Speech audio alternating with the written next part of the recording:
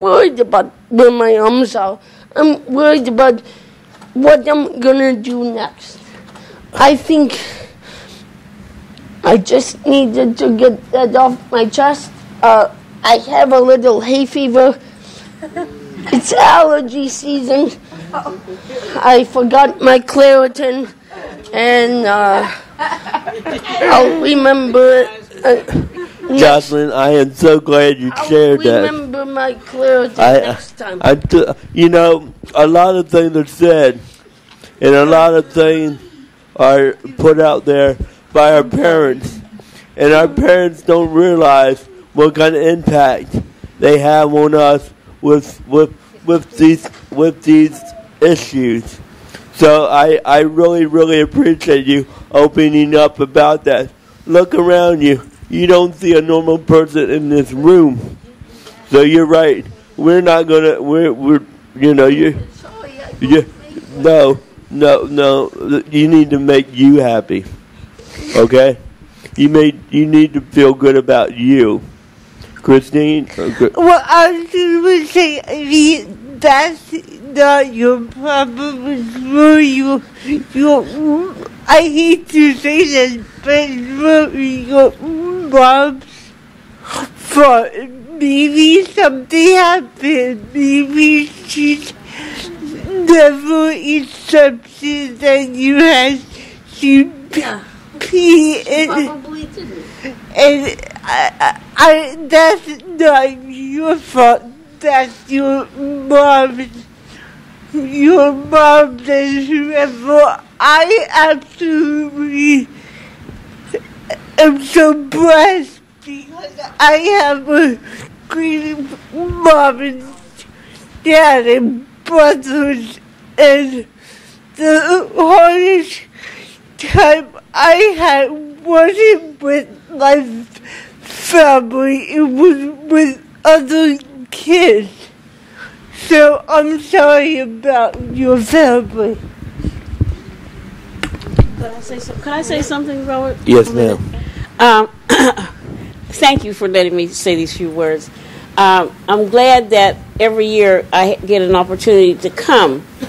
And I think what I get the most out of this weekend is we have a little group sometimes. We're sitting out in the lobby, and it's mostly a group of parents who are waiting for the discussion to be over. And very often, as parents, because of the situations that we find ourselves in, feel isolated, as I imagine many of you do until you come to a gathering like this. We feel, I'm the only mother that has a child with cerebral palsy. Because that's what I'm thinking until I come here and I'm able to communicate with people who have similar situations.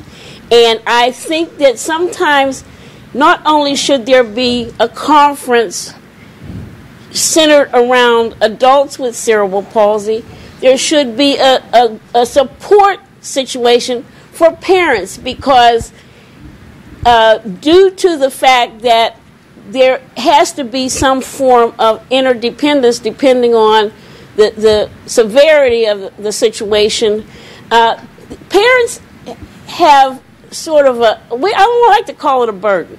I like to call it a responsibility that sometimes we don't understand. And sometimes we feel that we're the only ones with this responsibility until we come here. And we sit down and we talk.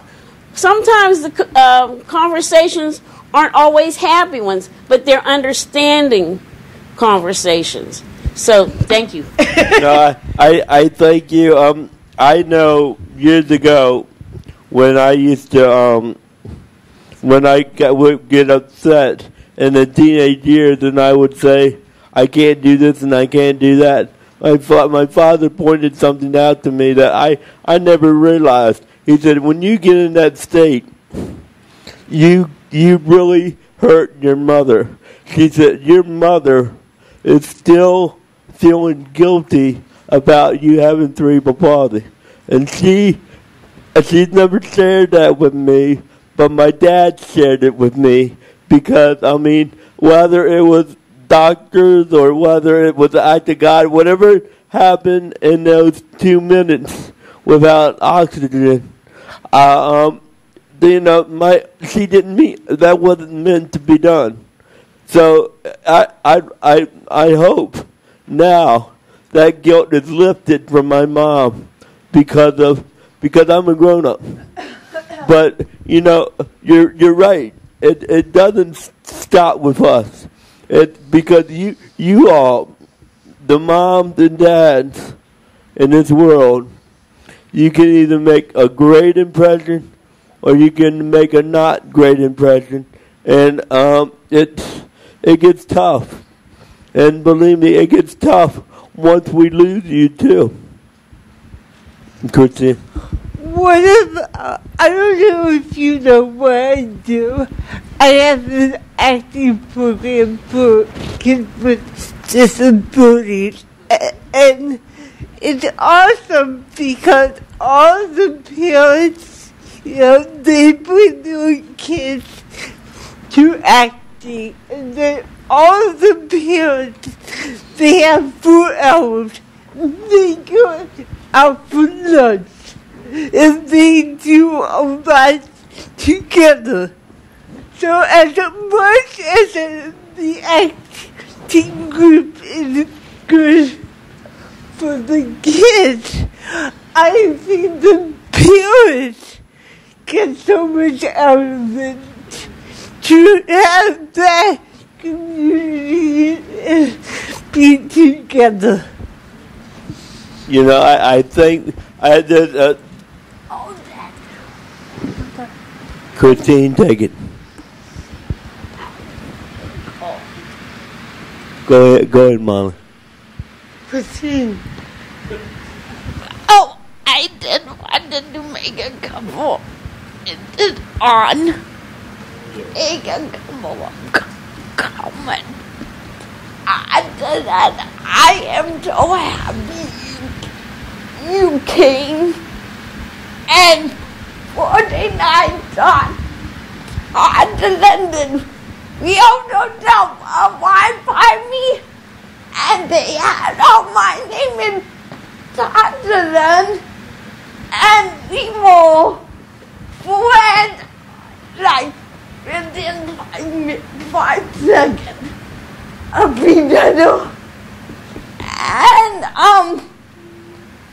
it is hard because some of you know my mom, and you who know my mom know that we can have really big fight, and I'm not 5, but arguments, and some of you got hurt and I'll kill people. I know all but that.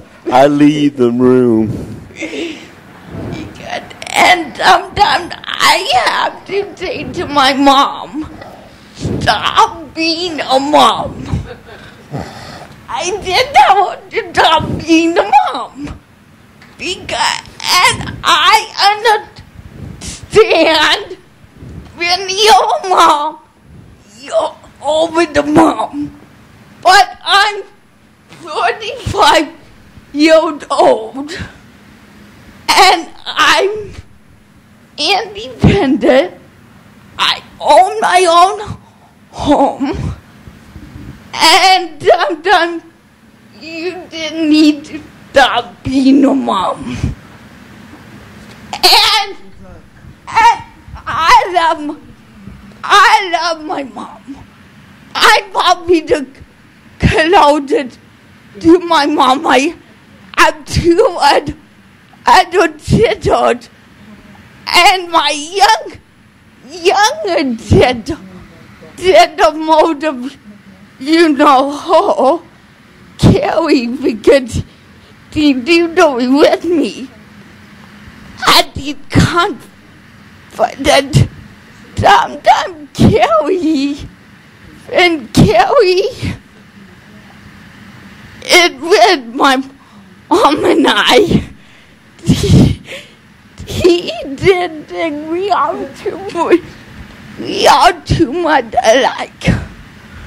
Because we all cute like you wouldn't believe, but we don't know. And I mean, even if it was really funny. One time we went to a theater, and it was the play but we were getting ready to go, and they would not help me with they would not help me with my coat. My mom and my dad, because they knew you don't do them. You ask before we do them. And the people in the back, people behind us, you know how to overhear people. They were just mortified. That did. Daughter and then mother, but the opposite pole did able person with the coat. I didn't need help with my coat. I would have told them about it, but so I mean. Yeah, but and you have to remember, we all know mother and daughter. I mean, mother and daughter fight, and that's okay.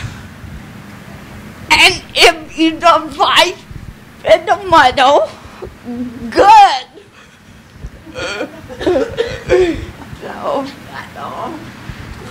Molly? So, when I was 25, my dad died, and when I was 28, my mom died. No, 29. They're all a blur. So I've been left with 5 sisters, and then 4 years ago, this past Friday, October 15th, my sister Katie died, who I loved and adored. And now I'm left with 4 sisters.